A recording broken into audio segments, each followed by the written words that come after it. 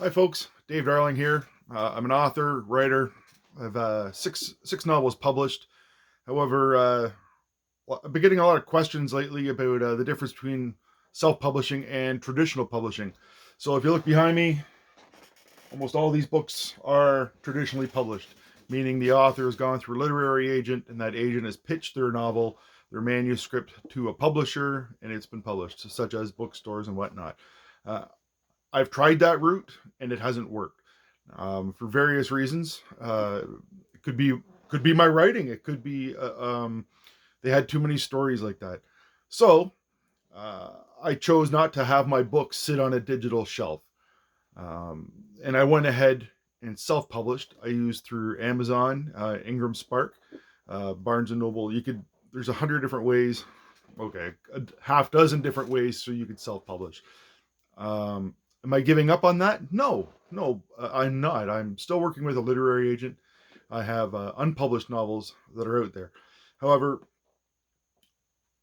what's the difference between an indie published, a self-published book, and a traditionally published book? In the end, not much.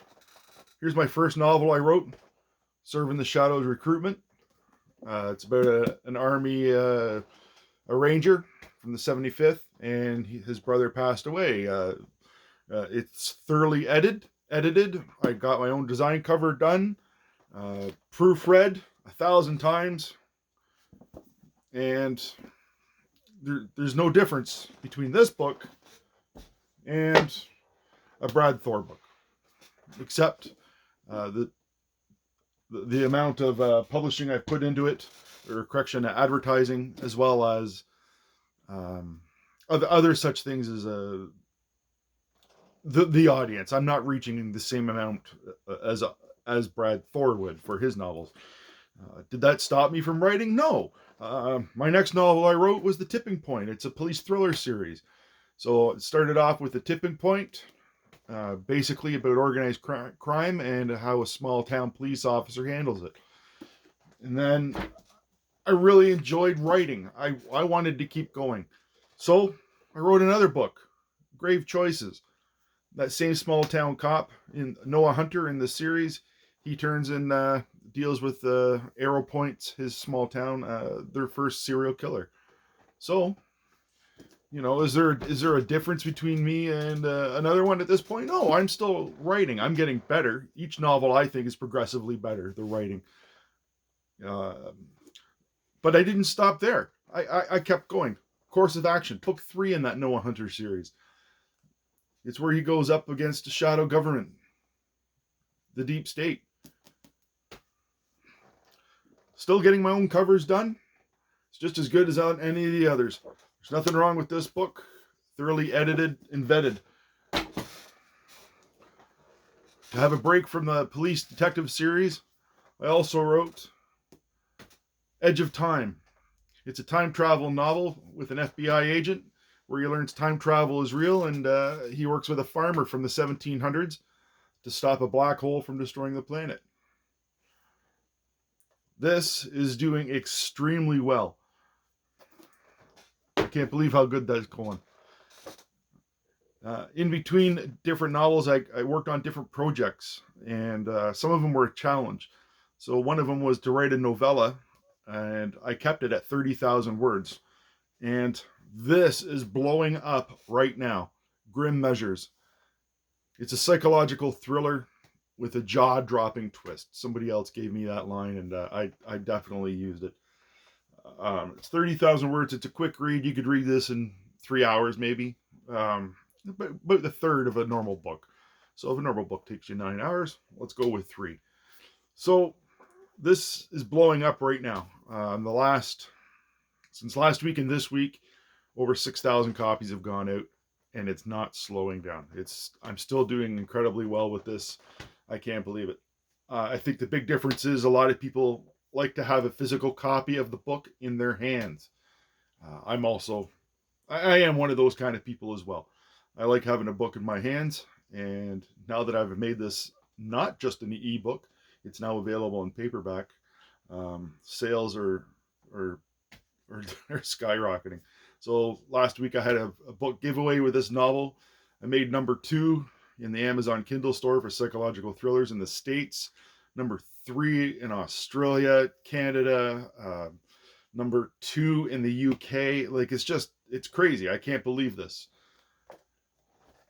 And that's what you get when you're an indie author. You take these small little victories, and it fills you up inside and encourages you to go forward and keep doing this. I have no intentions of slowing down, but I'm doing good. I'm doing better than average in the self-publishing world. What do I want to see? I'm still chasing the dream. The dream is to walk into bookstores and have my books on sale, display, or walk into an airport and see my novel up there on the wall with all the others, right next to Brad Thor. Sure, why not? Brad's a great guy, so I have my success, or his successes, will not hinder or hurt me at all. In fact, it encourages each other. And the writing community is amazing, and it's so many talented authors have taken their time to help me, and I really appreciate that. And I'm more than willing to help out anybody else that can. So, but am I willing to give up on that dream of being a published traditional published author? No, I'm not. I know my work is good. My work is good enough now that I feel that it's better than some of the stuff I've bought from a store. To be honest, am I allowed to toot my own horn? Sure, why not? I'm not saying I'm the next Stephen King or anything like that. However, I'm better than most. I'm better than some. But I've read so many horrible novels that have made it and traditionally published that it just makes me wonder who read this, or who actually edited this novel and pushed it through. So I'm buying it in, Barnes and Nobles or Indigo or something. So that's my dream. I know I've got novels that are good enough. I'm not giving up on that. However, each rejection I hear from my literary agents, like a little kick to the stomach.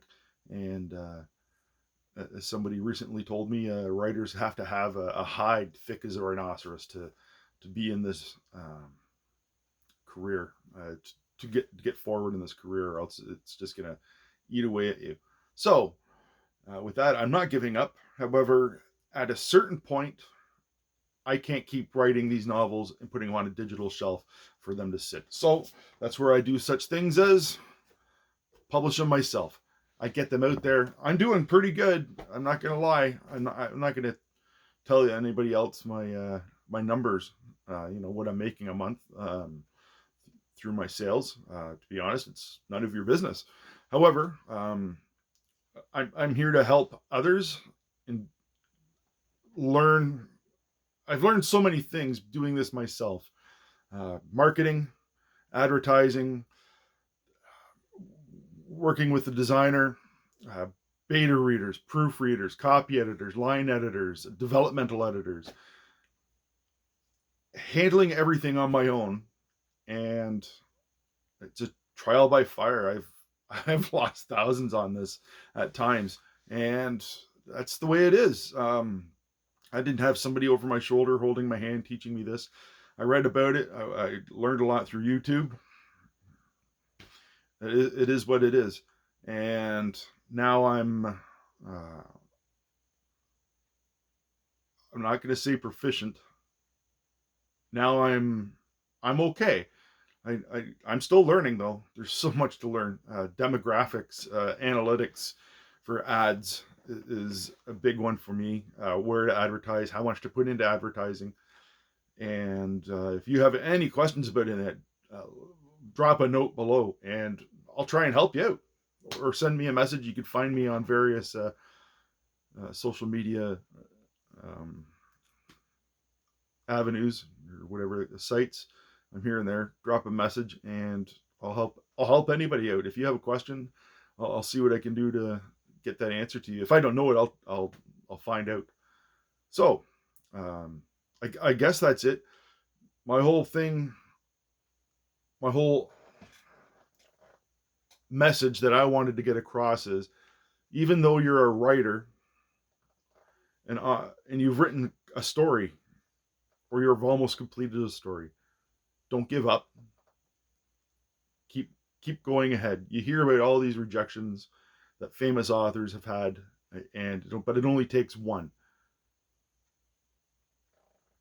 I tried. I tried for 174. I got rejection letters for querying agents, and that's when I decided to self-publish. So I kept writing, kept writing, kept writing, kept writing. Writing is one of the few things you can keep doing to get better at, and it will. You'll get better. You don't get better by learning about it. You get better by doing it. So as you're sitting there, and months go by as you're querying, and you're not getting responses, keep writing. I'll be certain of one question.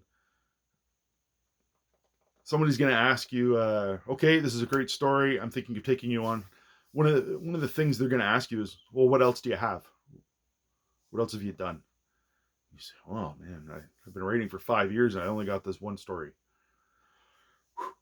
Good luck. It's going to be a learning curve, that's for sure. So, but now I'm working with an agent, and my agent is pitching an unpublished novel of mine to publishers. The same way I queried a literary agent, that literary agent is now querying publishers. Where I see myself in the future, I believe I'm going to end up being a hybrid author. I'm going to still pump out my own novels. I'm going to keep them going and self-publish them myself. However, I know it's going to happen through determination. I'm going to will it to happen. And I'm going to get out there and I'm going to get a publishing contract. I'm going to see my book in the store, see my book on the shelves. And I look forward to it. I'm not giving up on that dream. I'm good enough. I know I'm good enough. And I want you to believe that in yourself as well. Keep going. It's a long, bumpy road, but there is an end to it. Anyway, thank you for listening. I hope this has helped or motivate and let some of you self-publishing authors or writers that have not yet published give you a few motes of inspiration, if nothing else. All the best.